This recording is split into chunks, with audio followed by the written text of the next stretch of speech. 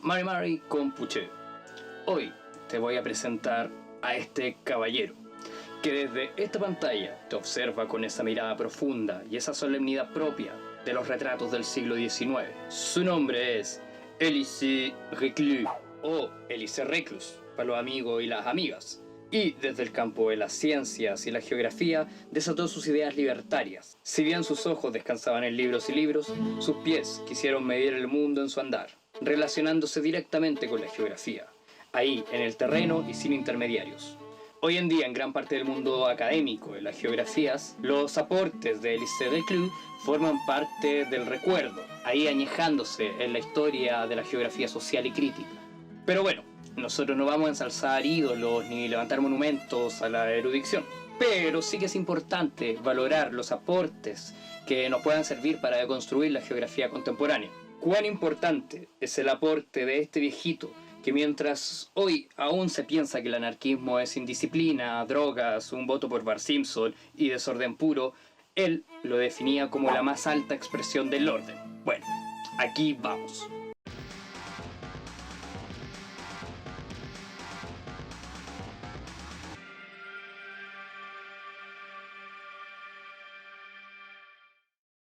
Es marzo de 1830, el mismo año en que Joseph Smith funda la secta mormona. Claude Guy, o Claudio Gay, funda el Museo Nacional de Historia Natural en Santiago de Chile. Eugene Delacroix pinta esta famosa obra, y es el mismo año en que muere Simón Bolívar. Pero lo que nos importa es que en esta fecha nace él, en Saint-Foy-Laurent, en Francia. Su padre y madre tuvieron en total 14 bendiciones, lo común para una familia cuyo padre es pastor religioso, protestante. Así es, niños y niñas, ya sabemos que el sexo es solo para procrear. Bueno, solo sobrevivieron 11. Los pequeños Reclus sentían gran admiración por su padre, lo consideraban un tipo sincero y generoso, que no le importaba tener intermediarios entre su Dios y él. Pero por este tiempo algunas cosas comenzaban a cambiar. Llegaba, por ejemplo, el archirrival de las concepciones religiosas y las explicaciones bíblicas, Charles Darwin, quien formulaba en 1859 su famosa teoría de la evolución, el dolor de cabeza de pastores y curas. Pero Papa Reclus decía que todo aquello era veneno del malulo, de don Diablo. Quizás esta fe ciega de su padre generó que sus hijos sintieran mayor interés por las ciencias, que por este siglo estaban en su orgasmo de investigaciones y de descubrimientos.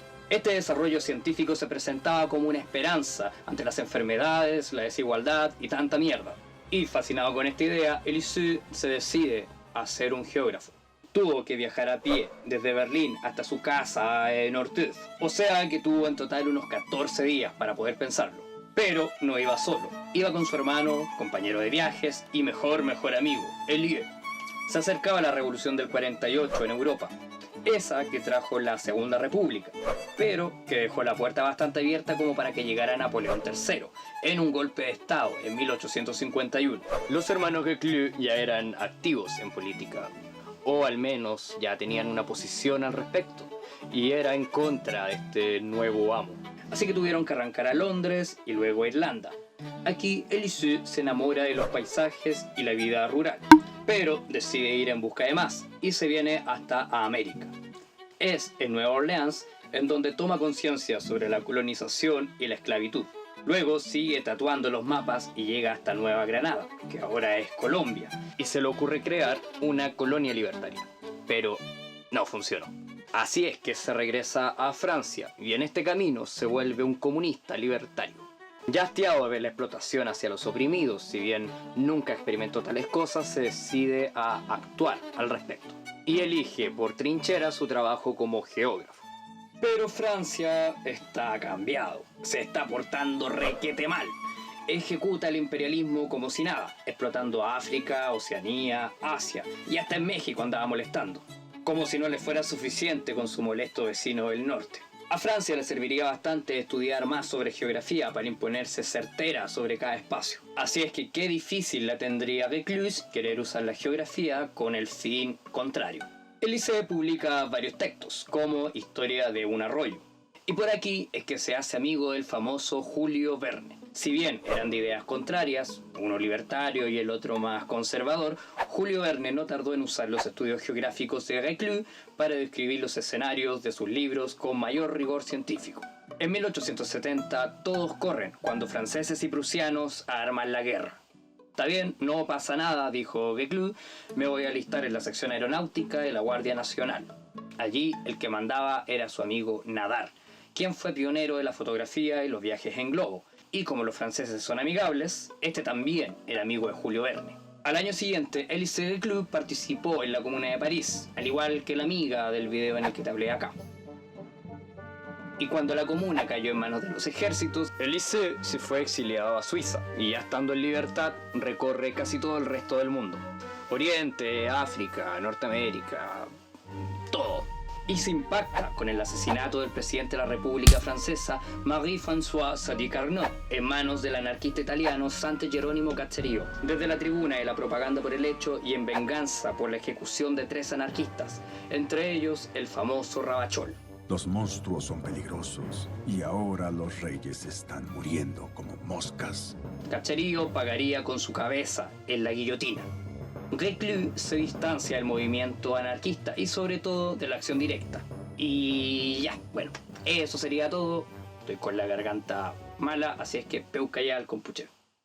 Oye, pero qué estafa. El título decía que ibas a hablar también sobre el pensamiento de este viejito y además aún te queda mucho video. Bueno, sí, es verdad, no soy de videos cortos, así que démosle, play. ¿Qué tan distantes son los conceptos de geografía y anarquía? ¿A quién se le ocurriría mezclar ambas cosas? Pues si consideramos que los seres humanos estamos en una relación con el medio que nos sustenta y que la Tierra es nuestro hogar, y aquí vivimos todos y todas, como cantaban los Jaivas, somos hijos de la Tierra, entonces deberíamos ser libres y dueños de los mismos derechos, todos y todas perreando bajo un mismo sol. Entonces ya no nos resulta tan lejana la relación entre la geografía y el anarquismo. Para Don Reclus, la anarquía no es nada nuevo. Si hablamos de la ausencia del gobierno de una sociedad sin autoridad, veremos que antes de que Proudhon hablara de anarquismo, ya había existido cientos de experiencias de esta índole. Ya existían ácratas en los cementerios desde mucho tiempo antes de que los intelectuales le pusieran nombre a esta cuestión. Y es que siempre han existido personas libres que se cagan en la ley que impone la autoridad.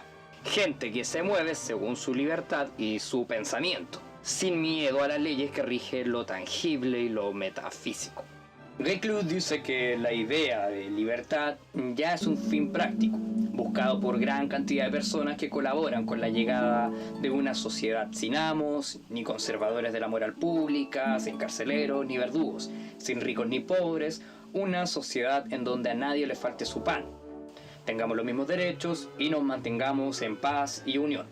Todo eso no por imposición ni obediencia a las leyes que se acompañan siempre a amenazas, sino que todo esto por respeto mutuo y por la observación de las leyes naturales. Hablamos entonces de leyes ficticias que rigen la sociedad basándose en códigos morales y autoritarios versus leyes naturales que se basan en la armonía con la naturaleza. Ya, sí, todo muy lindo, pero mira cómo te mira Reclus. Él ya sabe que estás pensando que todo esto te parece utópico, quimérico, pero él está seguro que tú también desearías una sociedad así. A menos que en este momento estés celebrando con espumante mientras se quema la Amazonía. Reclus se detenía para pensar en qué cosa es lo que nos impide llegar a esto. Y por favor, señor Reclus, explíquenos en qué estamos fallando. Y es que casi siempre los revolucionarios y revolucionarias se enfocaban en la conquista del poder. Y es que hasta en el caso de estas personas, por buenas intenciones que portasen, no lograban imaginar una sociedad libre, que funcione sin un gobierno regular. Entonces, cuando lograban derribar a los amos que odiaban, al poco rato les reemplazaban por otros amos, quienes estaban destinados a hacer feliz al pueblo. Ni que fueran una bandeja de papas fritas. Todo esto se ha repetido revolución tras otra, durante siglos. Pero ¿cómo vamos a vivir sin amos? Decían los esclavos, las esposas, los niños, las niñas, los campesinos y hasta tu ex. Y luego seguían con la cabeza bajo el yugo.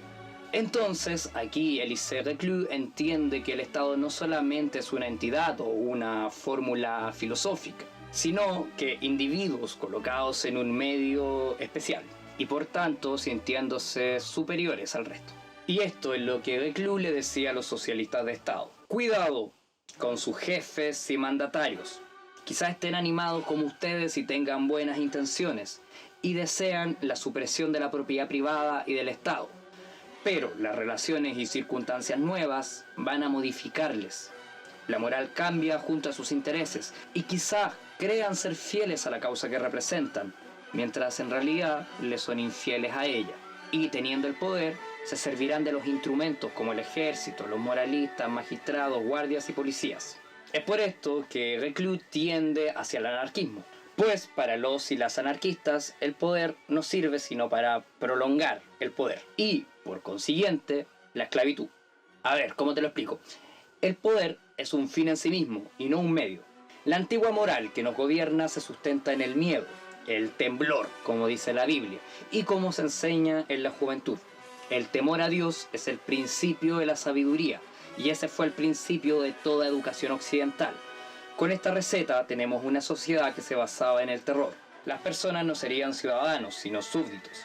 Las esposas eran criadas, los hijos e hijas esclavas sobre los que sus padres mantenían parte del derecho de vida y muerte. Tenemos relaciones de superioridad y de subordinación en todos lados. Es cosa de que mires a tu alrededor.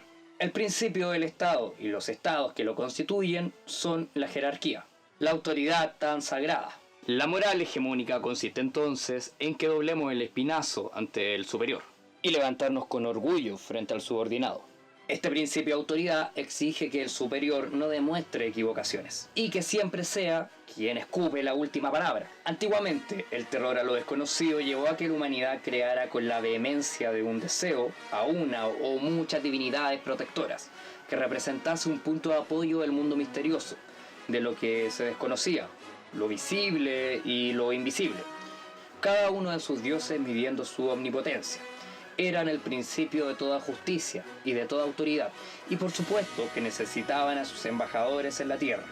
Magos, consejeros, reyes, papas, representaban a la autoridad divina. En un inicio estos dioses estaban tapados de pasiones humanas, y con el tiempo llegaron a ser abstracciones. Se confundieron con las leyes naturales del mundo, y el humano nuevamente se sintió solito. Claro, si los dioses se desvanecen, todas las personas que de ellos tenían sus títulos para imponer su autoridad, también lo hacían. La sola libertad de pensar ha hecho a las personas anarquistas sin que lo sepan. Este sería el crimen de todos los crímenes, el pecado simbolizado por el fruto del árbol del Edén, el que revela el conocimiento. Desde ahí el odio a las ciencias por parte de las iglesias y el odio de las autoridades políticas a los ideólogos e ideólogas. Reclus nos decía que siempre han habido organismos libertarios que siguen los progresos de la iniciativa individual. Entonces cita a diversos pueblos que por este tiempo Europa llamaba salvajes. Y él nos apunta que viven con mejor armonía social, sin necesidad de jefes, leyes, cercos ni fuerza pública. Y que estas sociedades fueron y son más prósperas y creadoras en cuanto más libres eran. Según su análisis, los mejores periodos de las naciones han sido cuando, agitados por revoluciones, han sufrido menos la dirección de un gobierno regular. Hace mención de Grecia, que siempre agitada vio nacer a los precursores de todo lo magistral que las civilizaciones occidentales poseían. Luego de 2000 años de tiranías y de sombras, toda la Europa y las comunidades religiosas probaron tomar aliento. Así que otras revoluciones removieron al mundo y comenzó a arder el fuego del pensamiento libre. Y floreció nuevamente la humanidad con los Rafael, Da Vinci, Michelangelo, etc. Y Europa se sintió joven nuevamente. Pronto vendría el siglo de la enciclopedia. Las revoluciones que proclamaron los derechos del hombre, pero no el de la mujer, quien aún debía quedarse en casa trayendo bebés y cambiando pañales. Pero, como dijo el Galileo en las prisiones de la Inquisición, sin embargo, se mueve. Y pues bueno, el mundo se sigue moviendo. Pero Reclus observa que donde triunfa verdaderamente una práctica anarquista es en lo cotidiano de la vida. Es justamente entre la gente del pueblo, y no nos damos ni cuenta. En tiempos de Reclus, y antes del capitalismo individualizador y macroconsumista sustentable verde que vemos hoy en día, se veía que, por ejemplo, los pobres se ayudaban entre sí frente a la escasez y la enfermedad. Pero bueno, todavía podemos ver algo de eso. Sobre todo en los sectores populares, en donde los vecinos y vecinas, sin darse cuenta siquiera, establecen un tipo de comunismo. Por el préstamo, el vaivén de provisiones y de utensilios. Y también cuando la miseria y las catástrofes nos unen en algo así como una liga fraternal o sorora. En terremotos, tornados, erupciones volcánicas, maremotos, podemos darnos cuenta que nos unimos mucho más con el fin de poder ayudarnos. Según Reclus, la sociedad, según y en función de su naturaleza, funcionan a través del apoyo mutuo. La sociedad es una agrupación de individuos que se unen para un bienestar común. Por tanto, estaba bien difícil que esa masa caótica de su ambiente constituya una sociedad.